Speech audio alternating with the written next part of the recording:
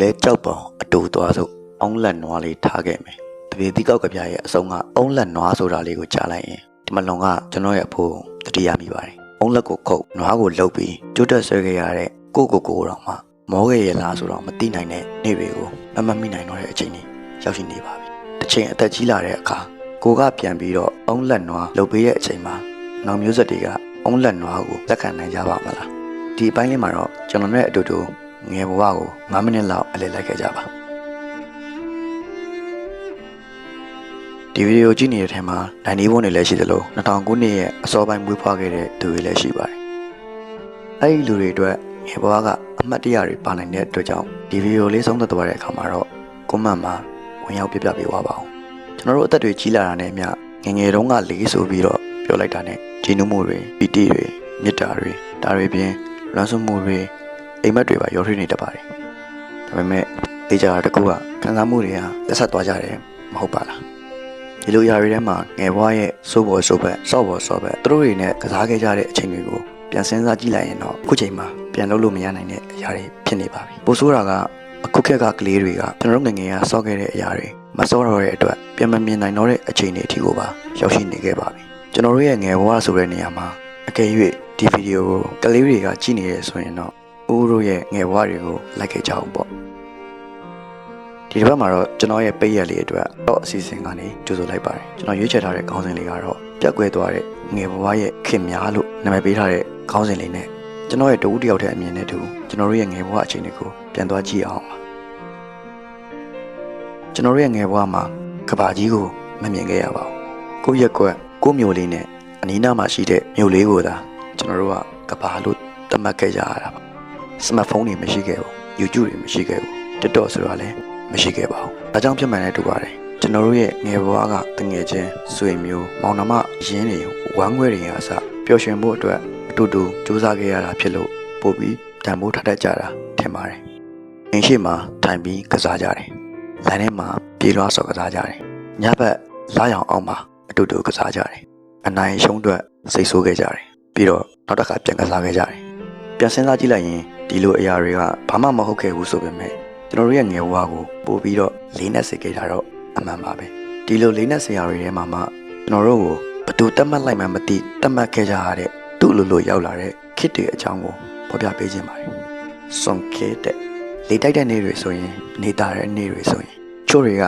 ကစွန်ကိုဝဲကြတယ်ချို့တွေကကိုယ်တိုင်လုပ်ကြတယ်ဝါးတွေကိုချိုးပြီးတော့စက်ကူတွေနဲ့ကတ်ကိုယ်စိတ်ကြိုက်စွန်တစင်းလွတ်တင်ခဲ့ကြတယ်စွန်ဟာတဖြည်းဖြည်းနဲ့အမြင့်ကိုတက်သွားတယ်ပြန်ဆင်းလာတယ်ဒါတွေကိုကြည့်နေရင်ကျွန်တော်တို့အတူတူပြောခဲ့ကြရတယ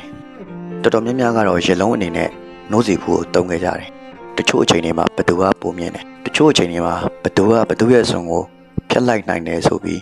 းပြန်ခဲ့ကြတယ်ဆွန်တစ်စင်းပြတ်သွားရင်နောက်နေ့မှာနောက်ထပ်ဆွန်တစ်စင်းနဲ့ပြန်လာခဲ့ကြတယ်ဒီနေ့ခေတ်မှာတော့ကလေးတွေကဆွန်အတွက်ကောင်းကင်ကိုမကြည့်ကြတော့စခရင်ကိုပို့ကြည့်လာကြပြီတောင်ကနန်းလောက်ပေးရတဲ့ remote control လေယာဉ်တွေကိုခိုင်နေကြပြီလေချို့နေရာတွေမှာတော့စွန်လွတ်နေကြတော့မှာပဲဒါပေမဲ့ကလေးတွေတော့မဟုတ်တော့ဘူးငယ်ဘဝကိုတန်းတာတဲ့လူကြီးတွေဖန်တိုးခစ်ဒီလိုနဲ့ဖန်တိုးခစ်ဆိုပြီးပြောင်းသွားပြန်တယ်ဖန်တိုးအကြောင်းကိုမပြောခင်မှာငယ်ဘဝမှာအဖေတွေအဖိုးတွေရဲ့ရွှွန့်နေနဲ့လုံးထားတဲ့လောက်စလုံးတွေနဲ့စော့ခဲ့ကြဘူးလားအခုချိန်မျက်လုံးကိုမှိတ်ပြီးစိတ်ထဲမှာအယမ်းချစ်ကြောင်ပြောလိုက်ပါအိမ်လုံဖို့အတွက်လောက်လေးကွားနဲ့ပြစ်ဖို့ချိန်ယူပြီးလုံးထားရတဲ့နောက်စလုံးတွေကိုလွယ်တကူစော့ဖို့အေးနိုင်ခဲ့ကြတယ်လေဒီလိုနဲ့နောက်စလုံးကနေဖန်တိုးကိုဆော့လာတဲ့အချိန်မှာတော့ဖန်တိုးလေးတွေကိုစုကြတယ်ကိုကြိုက်တဲ့ဖန်တိုးတွေတွေ့ရင်လဲကြတယ်ပြီးတော့ကိုနီးကိုဟန်နဲ့ပြန်ကြတယ်တခါတလေမှာဖန်တိုးလေးတစ်လုံးရဖို့အတွက်ညင်းကြတယ်ဖန်တိုးတွေကိုအယောင်တူစုပြီးတော့အေးဘူးတွေထဲမှာတင်ကြတယ်တံမိုးအကြောင်းနားမလဲပေမဲ့ဘူးထဲမှာရှိတဲ့ဖန်တိုးတွေကတော့မစော့ခင်ခဏခဏထုတ်ဆေးခဲ့ကြဘူးတဲ့ပြန်စဉ်းစားကြည့်လိုက်တော့လဲစော့ရင်လည်းပြန်ပေးမှာပါပဲတရေခွင်းခက်ဖန်တိုးစော့နေရင်လည်းဘယ်သူတတ်မှတ်လိုက်မှမသိပဲတတ်မှတ်ပြီးရောက်လာတတ်တာကတော့တရေခွင်းခက်ဆိုပြီးရှိပါတယ်တရေခွင်းကိုဒူအပါဒိုးကြီးဒိုးလေးဆိုပြီးဘယ်သူတတ်မှတ်လိုက်မှမသိတဲ့တတ်မှတ်မှုတွေနဲ့ရောက်ရှိလာကြတယ်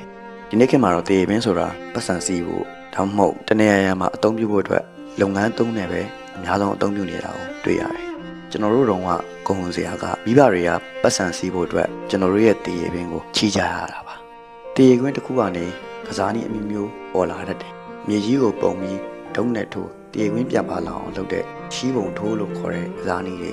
လေးနဲ့မှုတ်ပြီးတရေကွင်းတစ်ကွင်းနဲ့တစ်ကွင်းထောက်အောင်လုပ်တဲ့ကစားနည်းတွေအစုံပါပဲကိုယ်ပိုင်ကစားနည်းကစားဟန်တွေနဲ့ကိုယ်ပိုင်စီးမြင်တွေကိုသတ်မှတ်ခဲ့ကြတယ်စိတ်ကူးရှိရင်ရှိသလိုကစားနည်းတစ်ခုဖြစ်လာတတ်ခဲ့ကြပါတယ်ပုံခေတဲ့ပုံခေရောက်လာတဲ့အခါမှာတော့ပုံလေးတွေကိုစုခဲ့ကြတယ်ဥမာရှိတဲ့ပုံနဲ့သူများမှာရှိတဲ့ပုံတွေကိုလဲခဲ့ကြတယ်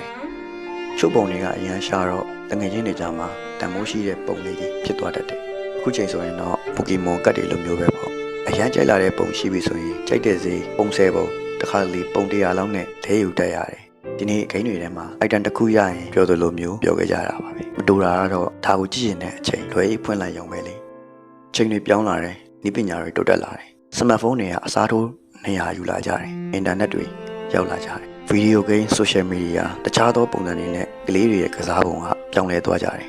ရင်တုန်းကအိမ်ပြင်ကိုထွက်တငယ်ချင်းတွေကိုတွားခေါ်အတူတူစော်ကစားဆိုခဲ့ကြပေမဲ့ဒီနေ့မှာတော့အိမ်မှာနေရင်းနဲ့လဲတငယ်ချင်းနဲ့ online မှာဆောက်လို့ရတဲ့အချိန်ကိုရောက်လာခဲ့ပြီ။ဒါကမကောင်းဘူးလားဆိုတော့လေမဟုတ်ပြန်ဘူး။ဒီနေ့ကလေးတွေမှာသူတို့ရဲ့ကိုယ်ပိုင်ငယ်ဘဝတွေရှိနေပြီးသားပါပဲ။သူတို့မှာဂိမ်းတွေရှိတယ်။သူတို့ရဲ့အမှတ်တရကိုစီရှိကြတယ်။ဒါပေမဲ့ကျွန်တော်တို့အတွက်တော့စွန်ဒဇင်းဖန်တို့တစ်လုံးတရေခွင်တစ်ခွင်ပုံတစ်ပုံအယုံလေးတစ်ရုပ်ကိုမြင်လိုက်တိုင်းငယ်ဘဝတစ်ခုလုံးကိုပြန်ခေါ်လာနိုင်တယ်။တကယ်တော့ပျောက်ဆုံးသွားတာကကျွန်တော်တို့ရဲ့ကစားစရာခစ်တွေမဟုတ်ပါဘူး